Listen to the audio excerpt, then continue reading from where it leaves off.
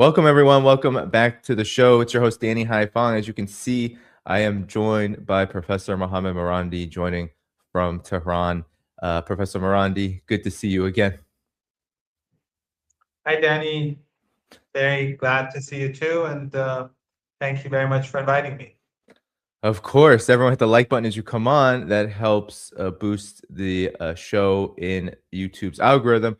So, Professor Marandi, how about we start with this? There's been a flare in the last 48, 72 hours, of course. We haven't spoken in about a week or so. In the last 48 to 72 hours, there's been a lot of activity in the Strait of Hormuz. It just in the last 24 hours, there was footage going around. Here's the Cradle sharing it from Fars News of an MQ-9 Reaper drone, which was shot down over the Strait of Hormuz. And this comes, Professor Marandi, as there are reports about this Project Freedom. Trump said that he was going to escort ships through the Strait of Hormuz as a humanitarian mission, and then it was canceled very abruptly. Now reports coming out of NBC say that Saudi Arabia, Oman, and many other Gulf countries had actually shut down their U.S. access or the U.S.'s access to military bases and their assets in the region, which prevented Trump in the United States from engaging in Project Freedom. So, Professor Marandi, what is your impression of the situation right now when it comes to the war? And what do you make? It seems like there's kind of a cascading number of humiliations that the Trump administration is incurring as they drag on this period of no peace, but also a bit of hesitation in restarting the war, despite all the clamor about it.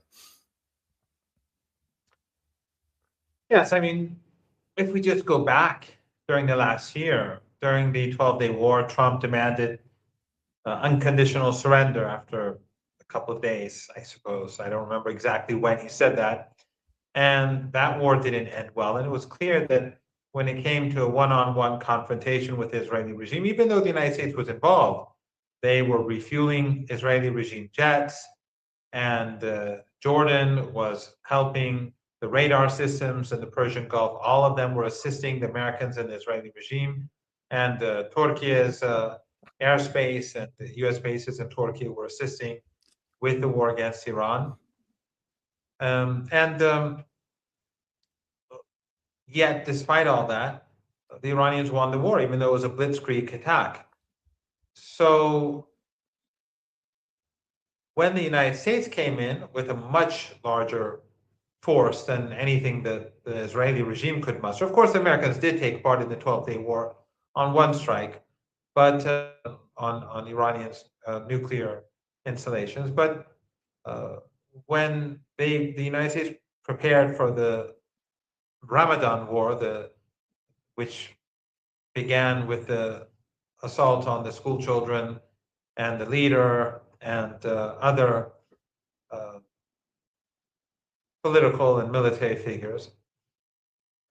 Again, Trump, when that started, he demanded unconditional surrender. It's as if in the West they can't get over this notion that Iran is a sophisticated society. It has a high degree of public legitimacy, the Islamic Republic, and that Iran's people are resilient, resistant, its armed forces are competent and capable. They just can't seem to comprehend this. It just doesn't fit with that Orientalist narrative of theirs. And of course, Trump has had successes across the world in bullying countries over tariffs and a host of other issues, except for China. But he's bullied India, he's bullied the Europeans, he's bullied the Latin Americans, and so on. So in the 39 days of fighting, we went from unconditional surrender to ultimately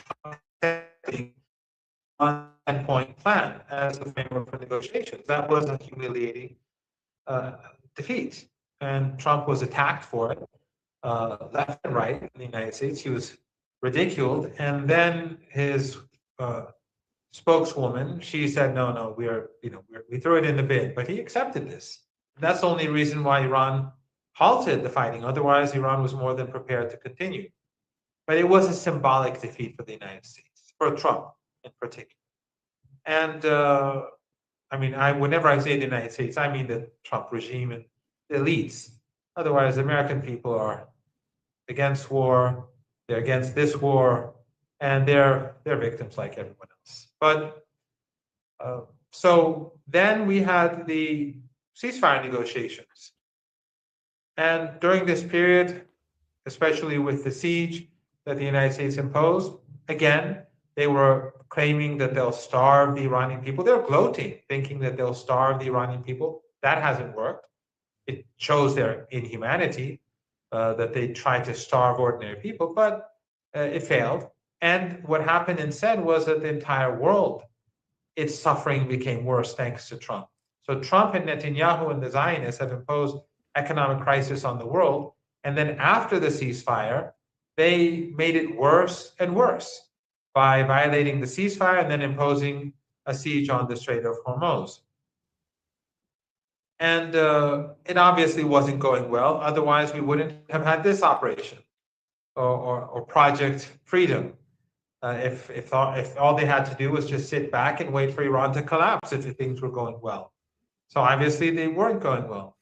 This also failed, and it was clear from the beginning that it would fail. I think it was a sign of desperation. And so, regardless of what the reasons were behind it, whether the Saudis did prevent Trump from using their airspace, or whether that was not the case, it wouldn't have made a difference. They would have failed, as they were failing when they started, because their hope was that the Iranians would be intimidated into not responding, and that was not the case. And we saw, regardless of who struck the Emirates, some say the Iranians did it, some say the Saudis did it, some say the Americans did it. But regardless of that, a number of ships were hit, and nothing came out of this. So another defeat for Trump. And as I was telling you before the show, the belief is that this has been the belief for a couple of weeks now, that an attack could be imminent. And they are on full alert in Iran. It could be tonight, it could be tomorrow, it could be over the weekend. No one knows. It may not happen. The belief is that it shouldn't happen because we're approaching the meeting between President Xi of China and Trump, the president of the United States.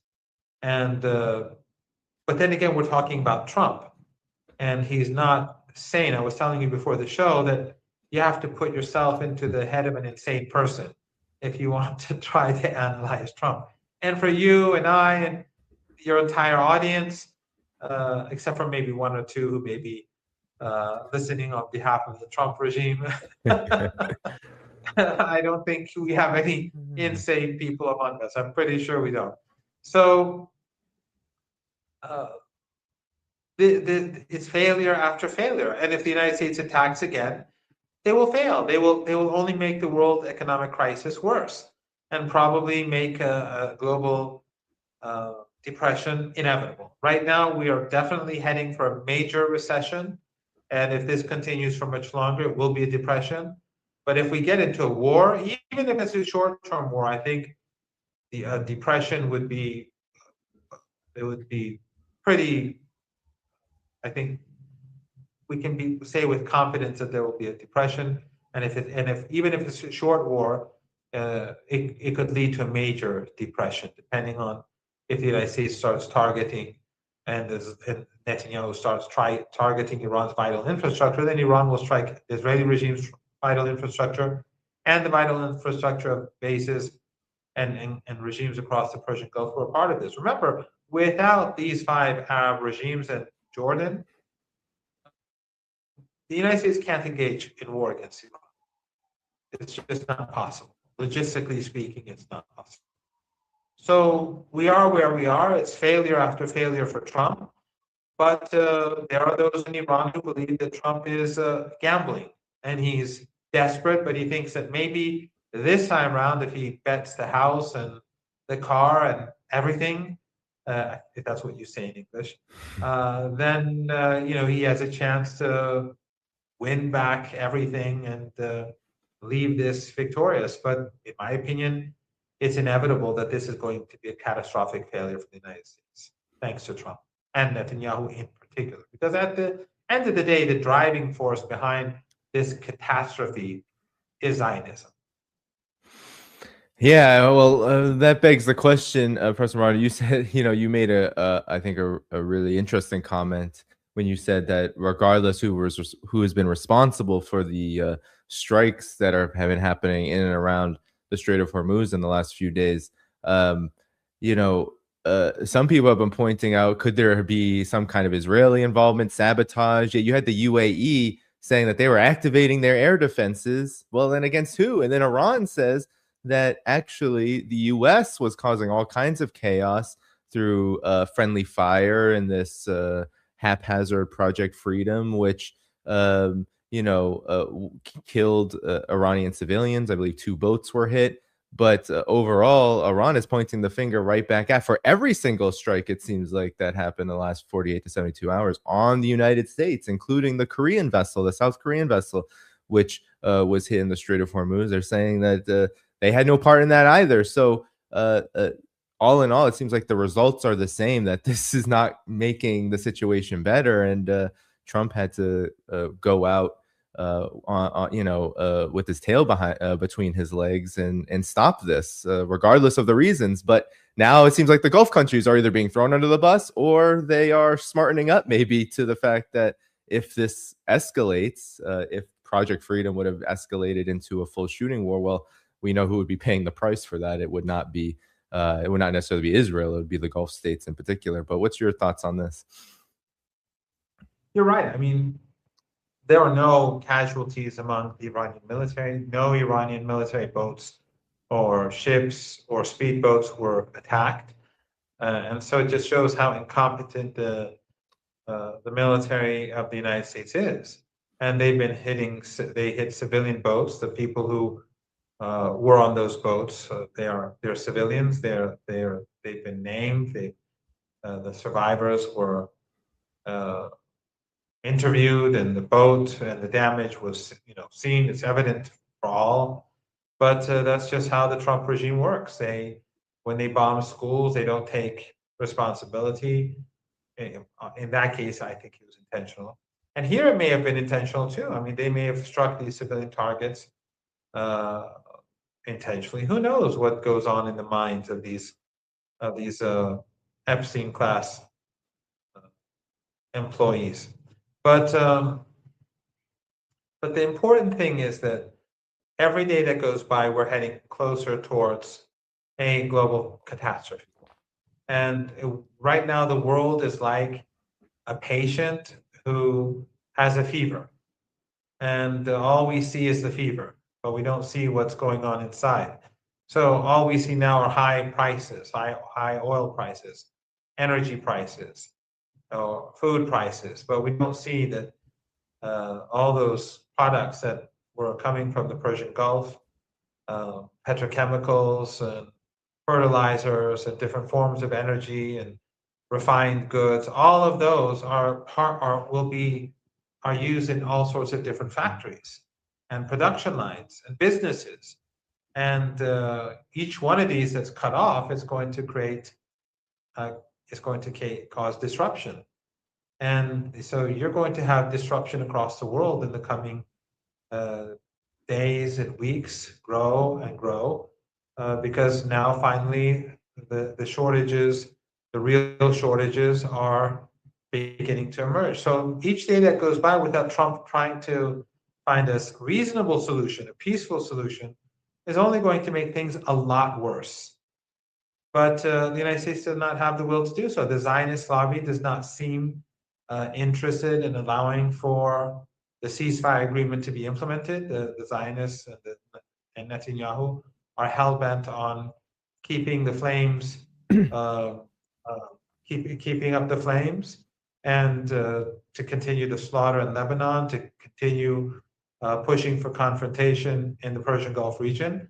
And so, this escalation, it doesn't seem as if there's anyone in the White House who has the ability to discontinue the escalation.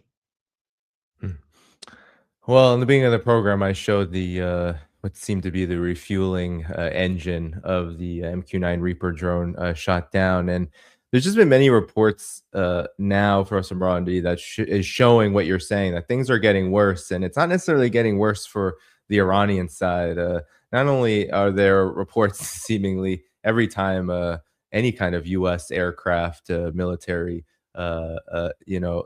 aircraft gets close to Iran, it is targeted. But there's also the fact that Iran has been rebuilding the bridges, the homes that were partially or fully destroyed during the war.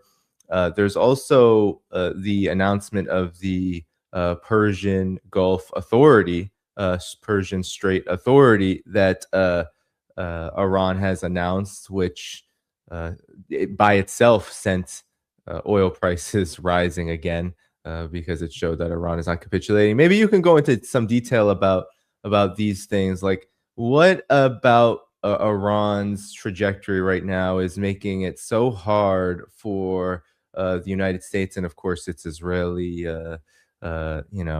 backers to make a concerted decision about what it's going to do. It feels very much like they're kind of trapped, damned if you do, damned if you don't kind of situation. Yes, I think what, for example, Axios did yesterday was clearly an attempt to manage the markets and to manipulate the markets, and it worked with some success, at least on uh, paper oil, as they say. But on the spot market, it's a very different situation altogether.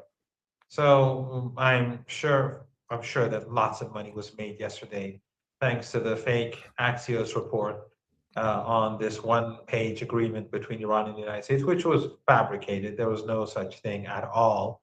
It was a fabrication from beginning to end.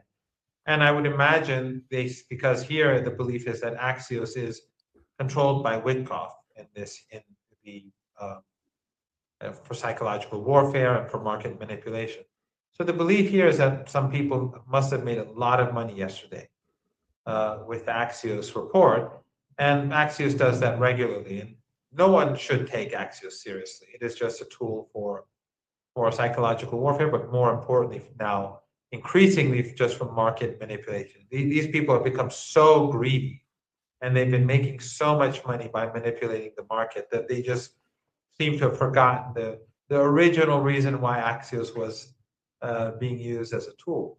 So they can bring down the prices for on paper, but that's not going to change the reality, because every day that goes by, the deficit in oil is going to increase. The deficit in LNG and natural gas and in all the pharmaceutical products, helium and the fertilizers, all these things are just going to increase.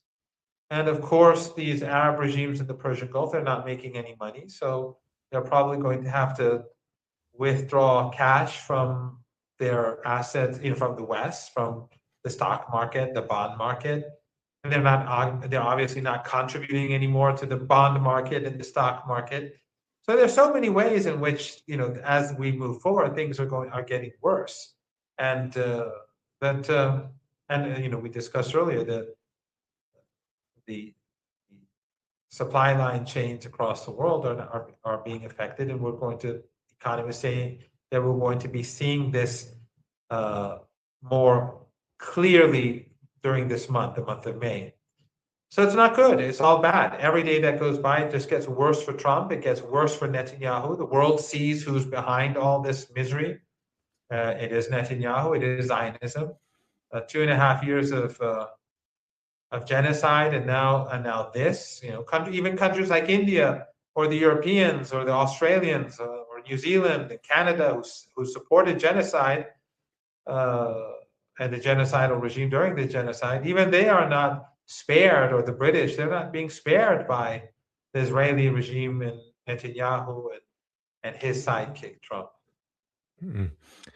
Yes, very true, Professor Marani. One question I really wanted to ask you, RT did a report where they asked Iranians on the streets, what about their gas prices? And everyone said that the price of gas to refuel their vehicles has actually not gone up, and that it's remained steady throughout this whole crisis. And they were referencing things I had no idea about, fuel cards, this kind of thing. I mean, Iranian society, even even for someone like me who tries to understand, I don't. So, can you help us right now in the United States, because of this war? As far as California, you have prices nearly $7 a gallon.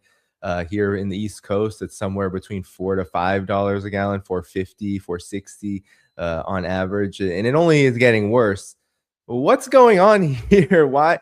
It seems like what the U.S. has done and what Israel has done is, as you said, it has attempted to starve and destroy the world economy to achieve objectives they truly can't achieve. So maybe you can help us understand this contrast. What and is it true? Is it true that Iran is able to keep things very steady for the people there, while the rest of the world is kind of at the whims of the U.S., at least much of the rest of the world, maybe not the whole world? Well, the price of gasoline in Iran is in American gallons would be 10 cents, sorry, 4 to 10 cents a gallon. Jeez, It's depending. that's ridiculous. Yeah, I hope none of your viewers have collapsed or they fainted or anything. Everyone's gonna move. If you care, now we're gonna have droves of we had TikTok refugees at Xiaohongshu. Soon we're gonna have little mini boats showing up on the shores of Iran. So it's something. It's around, I think, 4 to 10 cents a gallon, depending on the rate. There are three different rates for gasoline at the pump, and so and to also to make it worse, Iranian electricity is subsidized. Iranian uh, all energy in Iran is heavily subsidized, which is not really a good thing either. I mean, it increases consumption and waste, and obviously does not create an incentive for investment and so on. But in any case, that is a reality. I mean, cheap energy is a good thing, but the government is heavily subsidizing Iranian gasoline and energy for ordinary Iranians. There have some small moves to rectify this, limited moves, but we are where we are right now, especially when it comes to gasoline. Hmm. Yeah, And there's well, no shortage. At least for now, we have no shortage.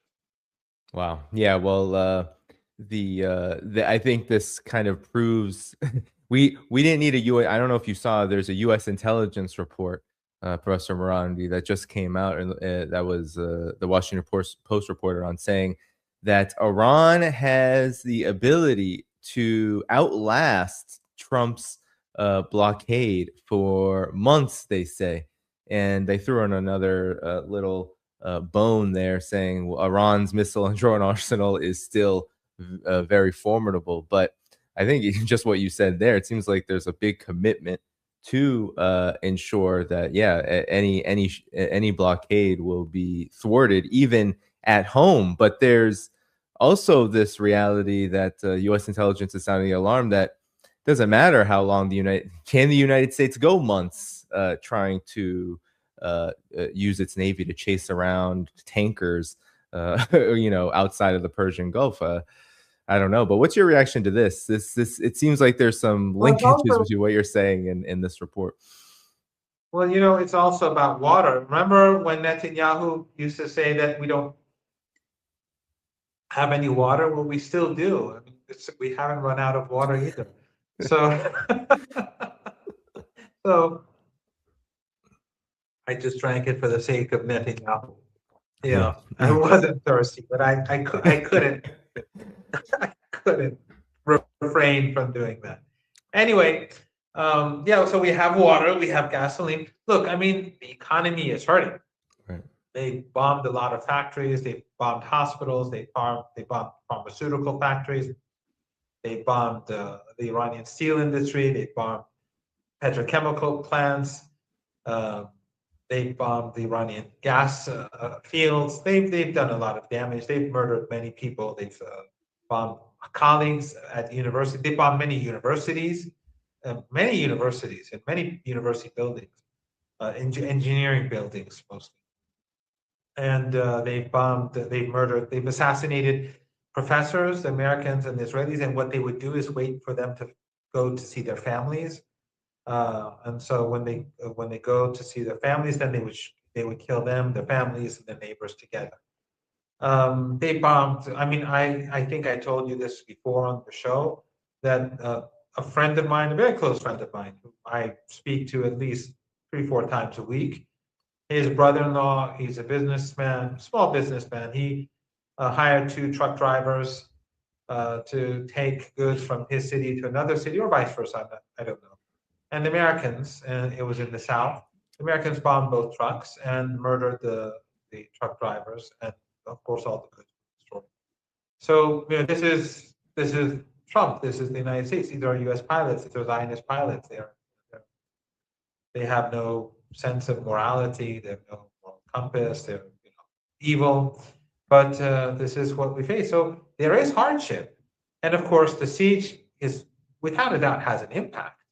I mean, it's not as if it's just a joke. It does impact. We have inflation, and you have inflation. You have people who've lost jobs. It can be more difficult, and of course the government is not, uh, the most. I mean, previous governments too.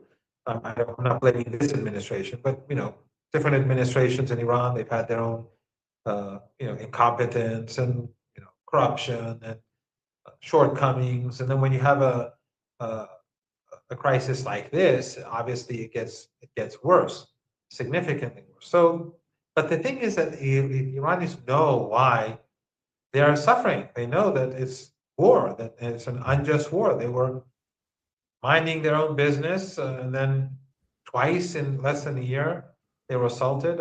Forget the maximum pressure sanctions the collective West imposes. Forget all the other crimes that they carried out. The uh, armed insurrection that we saw a few months ago, and support for terrorist groups in Iraqi Kurdistan and across the uh, Pakistan, alongside the Pakistani border with Iran. All that, but people see that they're waging war against it, so it makes them more resilient, more patient, and of course, the government has to do more to deal with the problems that we have in society as a result of all these crimes.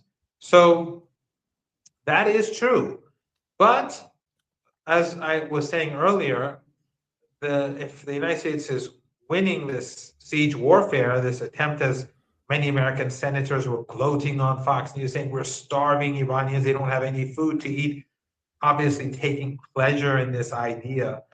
But that's not happening. And if it was happening, then why would Trump go and carry out this Project Freedom, or attempt to carry out Project Freedom? He would show patience. So there's a reason why he was impatient. And that failed too. So we are where we are. It may be that the United States will launch an attack tonight, tomorrow, the day after, over the weekend.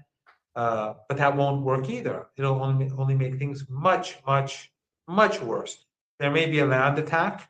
These are things that they are they're foreseeing. I mean, they're not. It's not for sure that any of this will happen, but the belief is that that's what the Americans are prepared for. They didn't bring all this equipment. A lot of the equipment they brought into the region during the ceasefire to the Emirates and Kuwait, um, and Bahrain, apparently in particular.